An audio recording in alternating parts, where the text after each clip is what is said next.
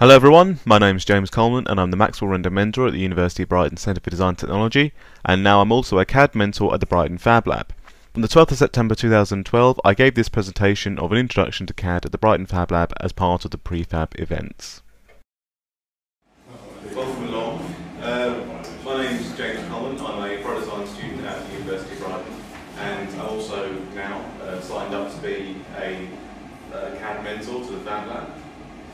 And today's workshop should be an introduction to computer-aided design, or CAD, whatever you want to call it. And today hopefully will be half presentation and half demonstration. And on the presentation half it'll be kind of what's the point of CAD, why do we use it at the university and in product design in general. And secondly, it will be some examples of CAD. I've overheard some conversations with people already using it, it's great. And also just where to go and if it's actually for you. So, your handouts, that should contain all the information necessary, but of course feel free to scroll down your notes, etc. And feel free to shout out and ask me questions about what you're seeing. Everything that you're going to see here today is my previous work, so I know all about the CAD and all about the design, so don't get embarrassed to ask about that. On the handouts, there's not like direct links to anything. I assume everyone here is familiar with Google, okay?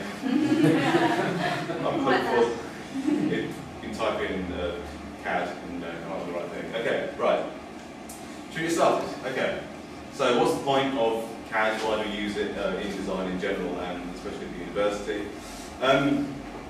Well, this is a technical drawing, and this particular technical drawing is done to a standard, and it's been made in CAD program. It's made to a standard. It's called British Standard 8888, or BS8888 for short, and it means that the numbers are the correct size, and the lines are the correct thickness, etc., etc., etc.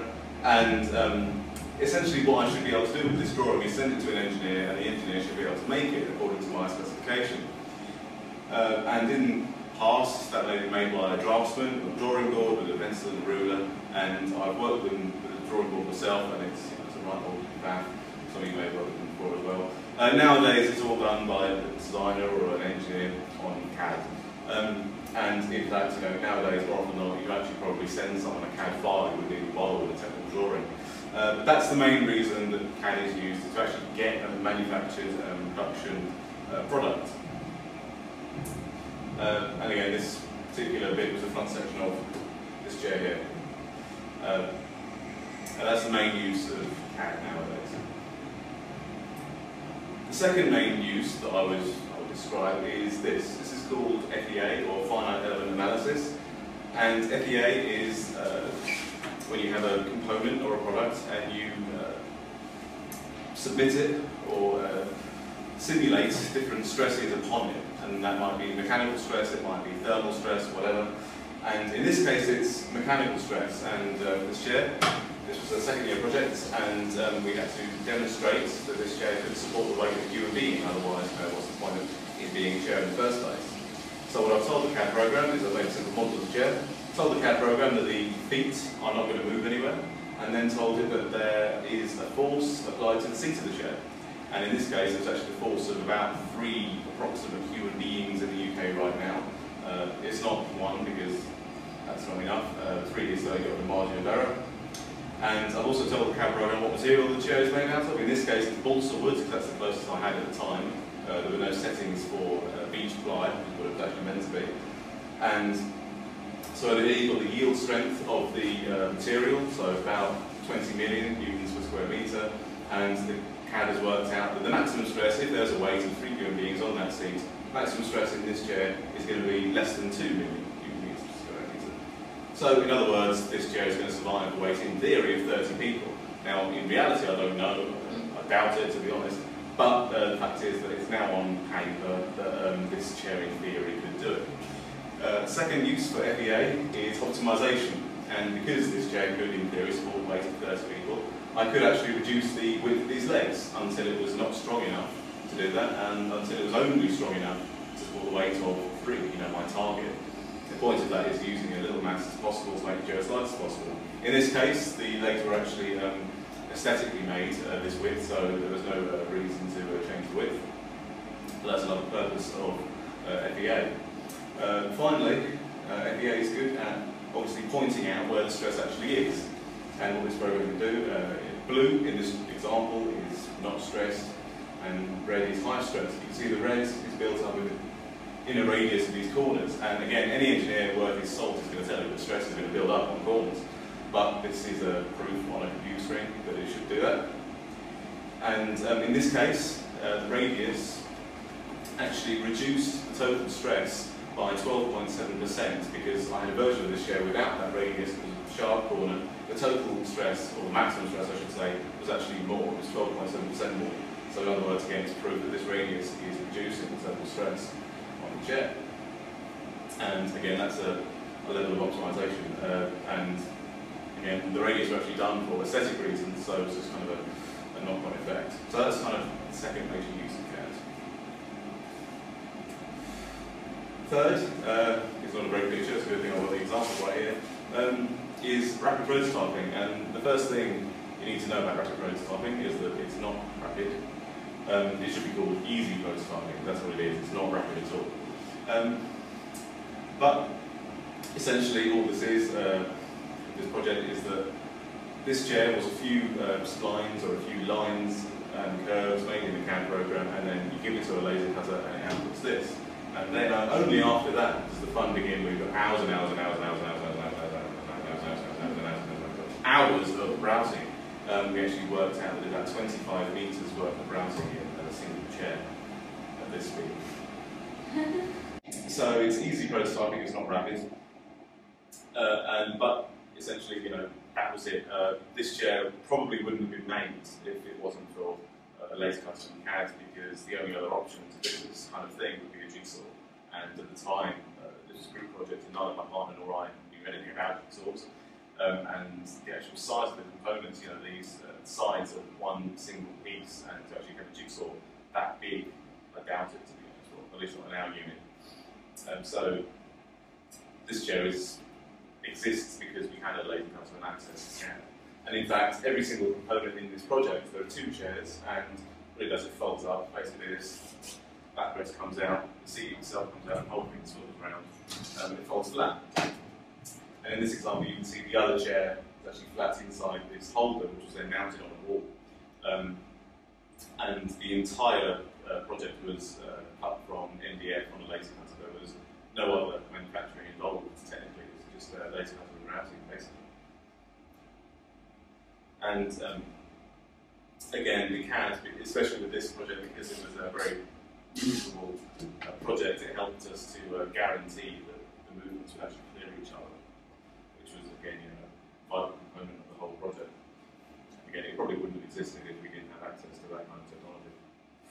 Okay, another form of easy prototyping, not rapid in any sense, is 3D printing. And this is my example. This was a project on redesign a product which has got a long, strong design inheritance, sort of a lineage.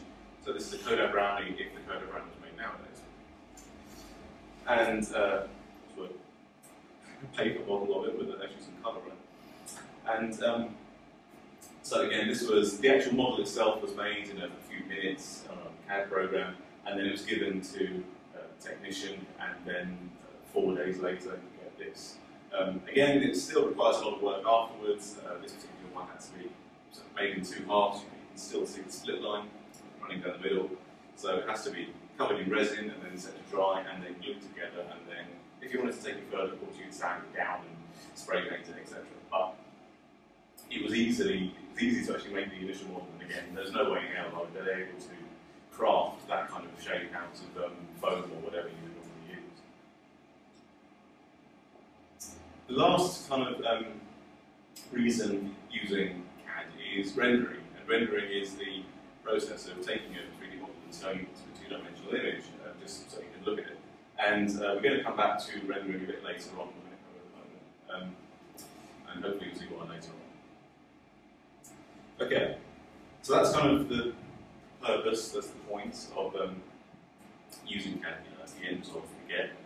But if you're actually kind of wanting to get into CAD in the marketplace, etc., then this is, you know, a tiny example of the kind of stuff you might encounter. Hopefully, today will sort of with the chat, etc. Because before, you know, today's session, I kind of thought to myself, what if I knew nothing about CAD and I've been using it all my life, you know, best part of 6 years now, so I'm fairly experienced, I think. You know, what would I look for? So hopefully today we'll help a little bit out. Firstly, I need to explain that CAD and 3D, they're not technically the same thing. 3D is, you know, everything to do with 3 dimensions, and it's an umbrella term, encompasses everything. But CAD is, you know, a very specific area of the market, if you like. I will refer to both of them as CAD and 3D interchangeably. They're not synonyms, but, you know, forgive me if I say 3D, you know, accidentally or whatever. I do mean CAD. Splits up into 3 different categories, if you like: polygonal, NURBS, and parametric. And I don't have time today to actually go through the differences between polygonal, NURBS, and parametric, but trust me, you know, those are the 3 categories. Firstly, polygonals, and these are all examples of polygonal software, and I've tried every single one, so I can tell you what it's like. I will be honest with you when I say I've tried software and my experience with it. I don't want to deceive anything or anything. And the only reason I'm really showing you these is purely because I want you to, well, there are very rare reasons when you want to use them, but mostly you want to avoid these kind of things. They are very, very good at showing you things. You know, I can use one of these pieces of software and, you know, in a few minutes knock up something quick, a nice quick concept, and then, you know, show it off on a 2D render. And anything to actually do with CAD, you know, technical drawings, FEA, rapid prototyping, they're not really good at all. And so the only reason I would ever expect you to use one of these things is, one, if you've already got experience with them, then by all means please do continue. They're really good if you've already got experience with them. Or 2, you're only interested in showing something off, you know, 2-dimensional image, maybe an animation. In every other case, they're not the best. Okay, the second category, NURBS. Fewer examples this time. And NURBS, both of these programs were actually set up by one guy, Mr. McNeil. And he started up Rhino because he wanted a CAD program that was simple to use, or simpler to use than the existing options. And Rhino developed and became its own company, and eventually was going down the technical routes. And Mr. McNeil said, no, I want to make something different. So he also started MOI. MOI stands for Moment of Inspiration. I hate that name, I think it's very tossy. So I called it MOI. And again, it's meant to be CAD, but very simple to use. They are cheaper than the alternatives, but, you know, it's still not cheap. Rhino is €995, MOI is 240 quid. So it's relatively cheap in the CAD world, but still, you know, it's not pocket money to me.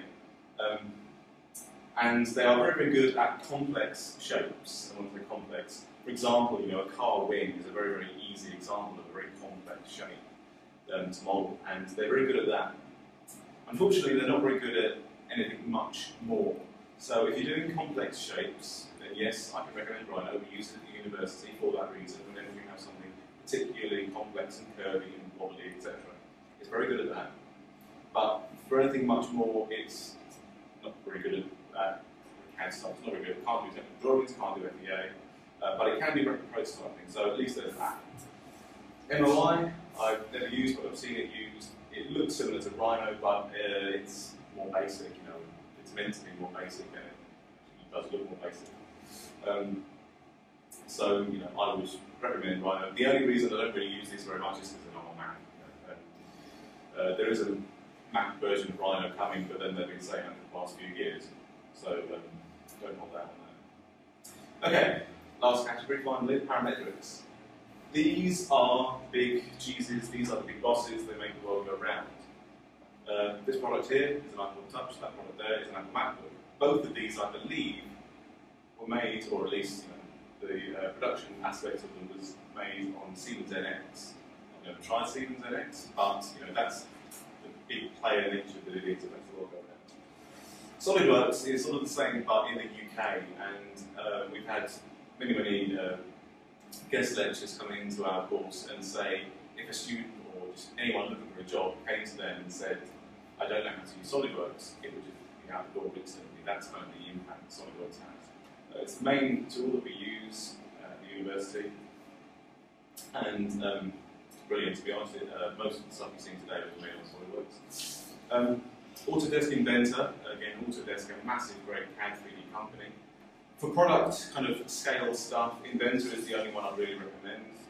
But while we're on the subject, they do make AutoCAD, and AutoCAD has been around for a very, very long time, and like most CAD software, it actually started out in architecture and has kind of dribbled down to where it is today.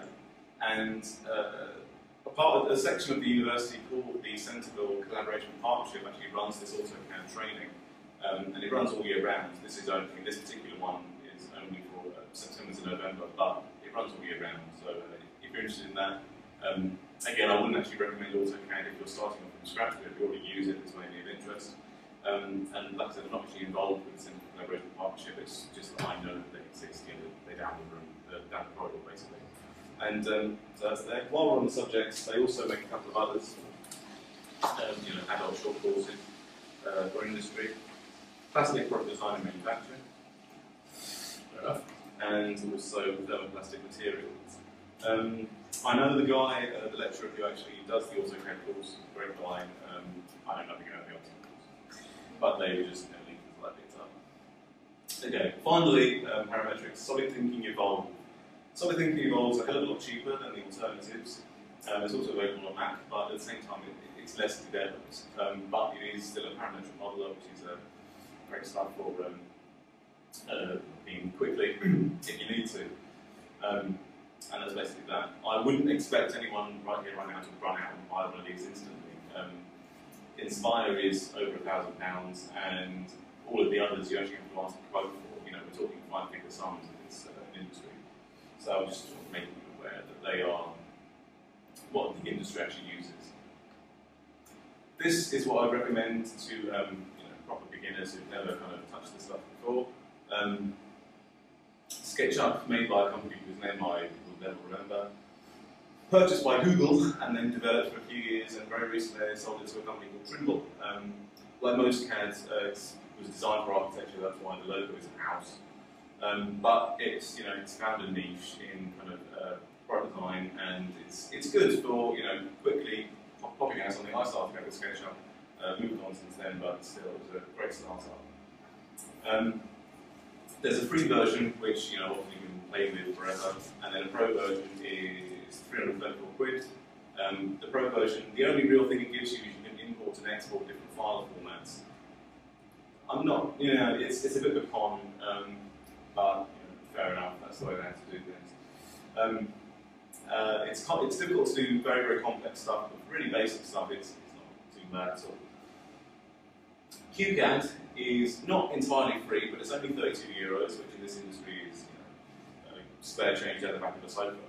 And it's not really CAD, but it is a digital technical drawing, and I think it would be excellent. I haven't used it much before, recently. Recent product that I found. But definitely for quickly getting out a profile to go to a laser cutter or whatever, that'd be great. FreeCAD. What it says, it's FreeCAD. But the difference is, the difficulty is that it is open source and it's a bit buggy. When I say it's a bit buggy, I mean it's really buggy. But it is parametric modeling for the masses. And if you've got more patience than me, you probably could work with it. You've got nothing else, then it'll probably be all right.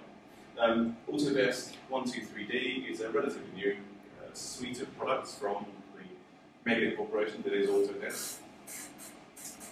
There are four major, there's four applications in the suite. 123D on its own, which is actual modeling software. 123D Catch, which is you take photos of products, upload it to Autodesk server, and you get 3D model back. Yeah, well, 3D scanning for the masses, I wouldn't give it all that much. I'd rather use something else, but it's probably better at large objects, and I just don't work in that domain. But whatever. 123D Sculpt, which is on an iPad, and you can play around with your hands. It's all very much fun, but limited to an iPad only. And finally, also 123D Make, which is what show you today. It's kind of hard to describe, but you take a solid model and it will actually give you layers which you can then either cut with the 3D laser, with the laser cutter, or just a CNC machine, or one of the uses is you actually just print it out on paper at home and then stick the paper onto cardboard, card, whatever, with a scalpel, and then in a few minutes you've got in theory a 3D product, a prototype. I haven't yet had the opportunity to use it, and to be honest, with most things, I will probably be using that kind of technique in the future of layering up a product, or prototype rather, but it doesn't give you a lot of accuracy, but it is very quick and very simple to use, so there's that too.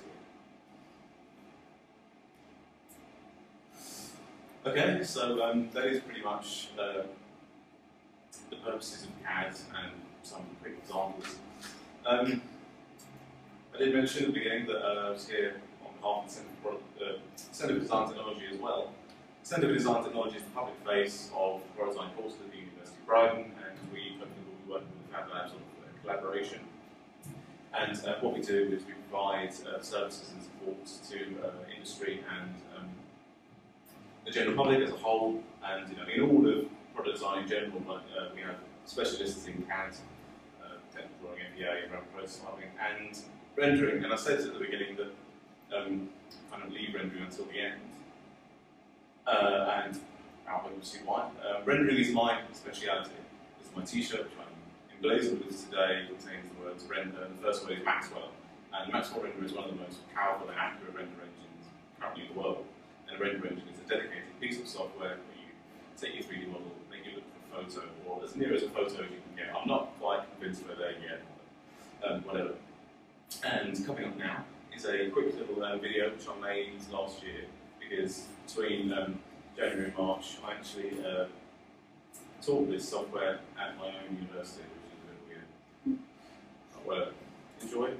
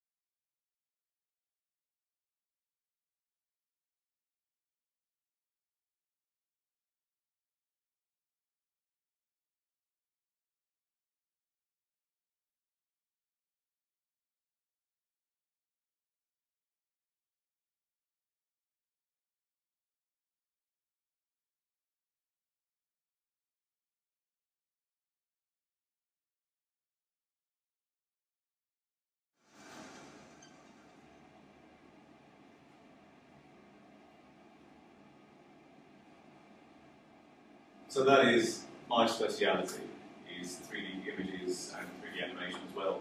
But a paper version here of my portfolio, if that was objective not good enough. Essentially, if what you've seen today either goes over your head a little bit, or if you just don't think you've got the time or the money to kind of invest in this sort of software, by all means, please do come to us. My contact details are on the handout, and we can sort you out. We're not free, but we're not expensive either. And it all goes towards our one-year exhibition. That training, which was run, raised £600. Yeah, so if anything you've seen here today is a bit too complex or whatever, you don't really got time, then by all means, please do